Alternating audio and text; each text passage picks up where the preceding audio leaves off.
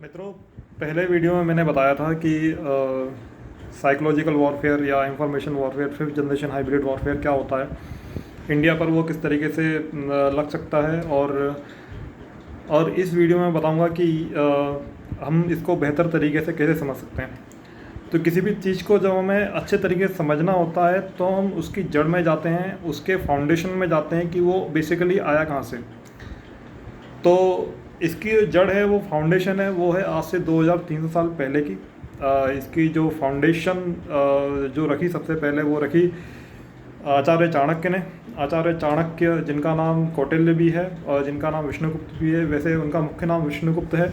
कौटिल्य उनको इसलिए कहा जाता है क्योंकि उनकी नीतियाँ बड़ी कुटिल थीं और वो अपनी नीतियों को लेकर किसी से समझौता नहीं करते थे। समझौता नहीं करते थे मतलब कहने का ये है कि वो अपने लक्ष्य के प्रति बहुत समर्पित होते थे और वो अपने लक्ष्य को किसी भी स्थिति में प्राप्त करते थे।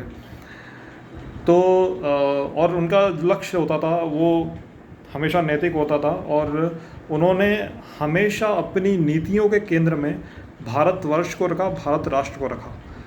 तो मैं ये इस तरीके से बताना चाहता हूँ कि जो नंद वंश था वो अत्याचारी हो गया था जनता पर और जनता उससे खुश नहीं थी। स्वयं आचार्य चाणक्य के कुछ पर्सनल एक्सपीरियंस जो नंदवंश के साथ अच्छे नहीं थे। उनके पिताजी की मृत्यु होना, उनके पिताजी का गायब होना नंदवंश के खिलाफ आवाज़ उठाने से संबंधित था। तो ऐसी कई सारी चीज़ें थीं जो चाणक्य ने जिनको चाणक्य ने ड्राइव किया, आचार्य चाणक्य को ड्राइव किया नंदवंश को हटाने को लेकर और वहाँ पर एक ऐसा नैतिक राजा बिठाने को लेकर कि वो देश को एक न्यायपूर्ण तरीके से चला सके और एक सुशासन स्थापित करे और अखंड भारत की स्थापना करें। ये उनके 3 मुख्य लक्ष्य थे। तो ऐसा कैसे किया जाए? वो तो केवल एक ब्राह्मण थे, एक शिक्षक थे तक्षशिला विश्वविद्यालय में। तक्षशिला विश्वविद्यालय आप दुनिया का सबसे पुराना विश्वविद्यालय मान सकते हैं। आज से तकरीबन उसकी लगभग मुझे ठीक तरीके से ज्ञात नहीं है, लेकिन कम से कम 2500 वर्ष पूर्व उसकी स्थापना हुई थी और इसका तक्षशिला विद्यापीठ का भी काफ़ी लंबा इतिहास है। तो वो केवल एक ब्राह्मण थे, एक शिक्षक थे। ऐसा व्यक्ति जिसके पास किसी तरह की सेना ना हो, वो कैसे नंद वंश जैसे वंश को या साम्राज्य को ख़त्म कर देगा? जिस साम्राज्य के पास इतनी बड़ी सेना हो कि वो सिकंदर को चुनौती देने की क्षमता रखते थे। सिकंदर को चुनौती ही नहीं, सिकंदर से वो कई पक्षों में भारी थे सेना के हिसाब से। सिकंदर को तो पोरस ने ही, जो कि एक सीमावर्ती छोटे से प्रदेश का राजा था, पोरस ने ही लगभग धूल चटा दी थी। अलग अलग इतिहासकारों का अलग अलग मत है। जो रोम के इतिहासकार हैं उनका अलग मत है, जो भारत के इतिहासकार हैं उनका अलग मत है। लेकिन आप देखिए कि पोरस ने जब सिकंदर को देश में घुसने से पहले इतना बड़ा प्रतिरोध किया, तो सोचिए जो पोरस से जो 10 गुना बड़ा साम्राज्य था, या पोरस से मतलब और भी कई गुना बड़ा साम्राज्य जो था, वो साम्राज्य था मगध साम्राज्य। और मगध साम्राज्य की इतनी विशाल सेना और ताकतवर सेना, और साथ में नंदवंश के पास अमात्य राक्षस जैसा मंत्री होना। अमात्य राक्षस, उनका नाम राक्षस नहीं था, उनको राक्षस टाइटल मिला था जनता की तरफ से। वो मिला इसलिए था क्योंकि वो नंदवंश के ऊपर या नंद साम्राज्य के ऊपर आने वाली सभी समस्याओं को राक्षस की तरह उनका भक्षण कर जाते थे। मतलब समस्या का अगला पिछला पता नहीं चलता था। तो वो भी चाणक्य के ही स्तर के बुद्धिमान, ज्ञानवान और नीतिवान थे। उनको चाणक्य ने न केवल नंदवंश को ख़त्म करके वहाँ पे चंद्रगुप्त जैसे राजा को बिठाया, और उन्होंने चंद्रगुप्त को बनाया भी।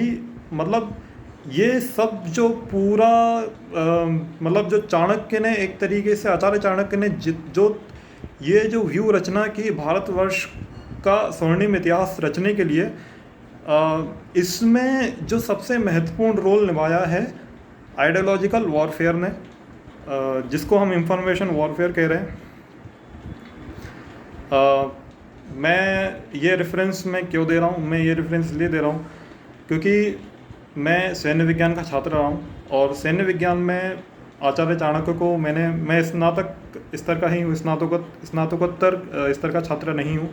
आगे इस विषय में मैं स्नातकोत्तर करना चाहता हूँ, लेकिन मतलब मैं मास्टर्स की डिग्री करना चाहता हूँ कुछ, लेकिन अभी कुछ पर्सनल रीजन है जिसकी वजह से नहीं अभी कंटिन्यू कर पा रहा हूँ। आगे भविष्य में करूँगा।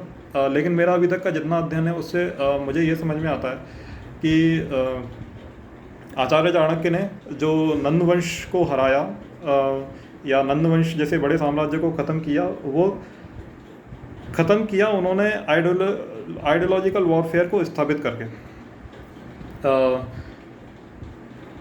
एक सीरियल आया था, एक टीवी सीरियल, आज से तकरीबन 28 साल पहले, 28 या 29 साल पहले, 91 या 92 में दूरदर्शन पर उसके 40 एपिसोड आए थे। वह सीरियल था चाणक्य के ऊपर, आचार्य चाणक्य के ऊपर। आचार्य चाणक्य ने किस तरीके से नंद वंश को ख़त्म किया, किस तरह चंद्रगुप्त को बनाया और उसे राजा की गद्दी पर स्थापित किया, वो पूरी तरीके से जो वह सीरियल है ऐतिहासिक साक्ष्यों और तथ्यों को आधार में रखकर बनाया गया है। उसमें आप ये देखेंगे कि किस तरीके से आचार्य चाणक्य ने जो नंदवंश की सेना के जो 2 सेनापति थे, उनकी जो दो अलग अलग तरह की विचारधारा जो थी, उन विचारधाराओं का उपयोग करके किस तरीके से उन्होंने नंदवंश की जो सेना थी उसको अंदर से ही ख़त्म कर दिया था। मतलब 5 राज्यों की सेना मिला करके, मतलब चंद्रगुप्त को 5 राज्यों की सेना का संगठन सौंप करके वो उनको कमान तो दे गए थे कि ये ना आप मगध की सीमा पर खड़े रहिए और जब ज़रूरत हो तब आप आक्रमण कर देना, लेकिन उस 5 राज्यों की संगठित सेना की ज़रूरत ही नहीं पड़ी। वो केवल दिखाने के लिए था कि ये ना आक्रमण सेना द्वारा होगा, सीमा से होगा, लेकिन इधर चाणक्य ने अंदर से ही व्यूह रचना कर दी थी, अंदर से ही प्रतिघात करने की।